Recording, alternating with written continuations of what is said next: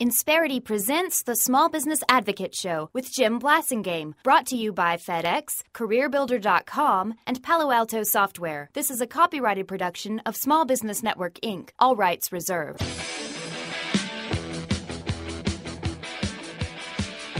Jim Blasingame, he's the cyber king of small business. Search Google for small business expert, and he's tops on the list. I guess that makes you number one. He's number one on Google and number one in our hearts. Aww. He's Jim Blasingame, the small business advocate. We're back. It's 34 after the hour. Thank you very much for joining me. Thanks for hanging out with me. My pleasure to continue to be with you. As always, I'm very excited about Joseph Jaffe being back on the show. Joe is the president and, as he says, the chief interrupter of Crayon, which is a consulting company that helps folks just like you and me do put their best foot forward in the marketplace with regard to where people are going, not with regard to where they've been, but where they're going. And boy, howdy, are they going. And as I've said many times before, you know, what we're talking about here on this show is not the 20th century stuff. We're long gone from that. We're not even talking about the first decade of the 21st century. We're talking about stuff that's the second decade, 21st century stuff. And Joe's the author of Flip the Funnel, and he's our good friend Joe Jaffe. Welcome back to the show. It's always good to be here. Isn't it, Joe? It's great to have you back. You know, what do you think about my constant insistence that we differentiate between the second decade of the 21st century from the last decade? I mean, I love it.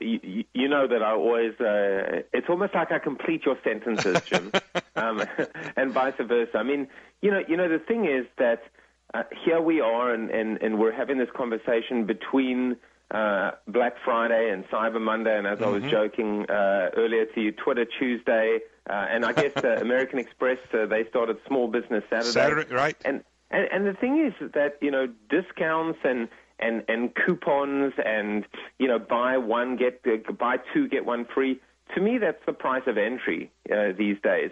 There's nothing innovative or creative or differentiating about being able to say, guess what, a lot of people buy based on price.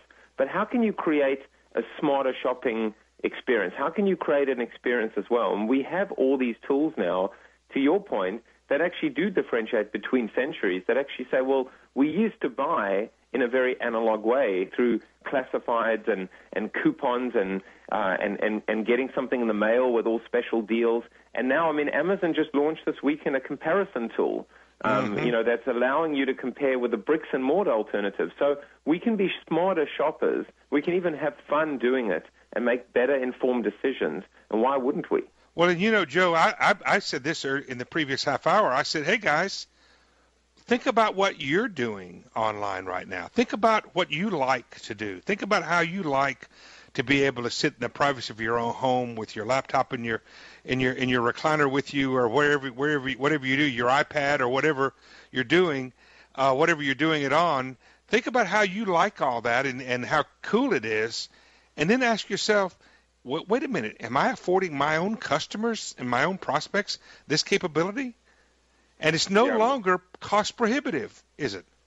It isn't, and you know that just comes back to to Harper Lee's To Kill a Mockingbird. You know, walking a mile in your customers, in this case, moccasins.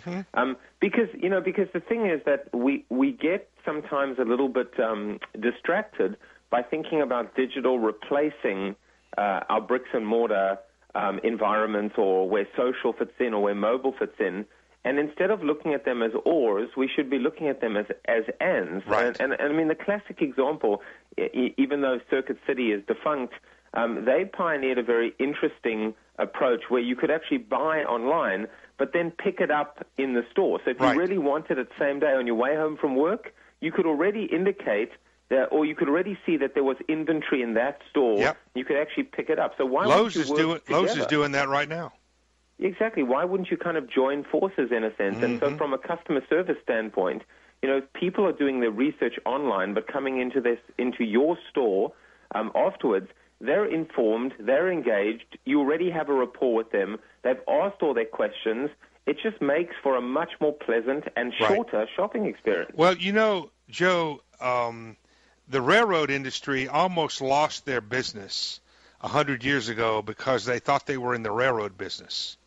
They didn't realize they were in the transportation business until they finally figured it out. The oil companies are realizing that they're not just in the oil business, they're in the energy business. They've been doing that for a while now. And so these are some things, folks, you're not in the retail business anymore. You're not in the traditional Main Street retail business. You're in the business of selling products to customers and making money. So you got to get over how you do that. And Joe Jaffe is going to help us with this after these messages. We're going to come back in a few minutes and get him to help us with more. His book is called Flip the Funnel, Joseph Jaffe, Jaffe. If you're Googling him, he's world-renowned for what he's telling us about right now, and you and I are getting it just by listening. 20 till. Stay with us.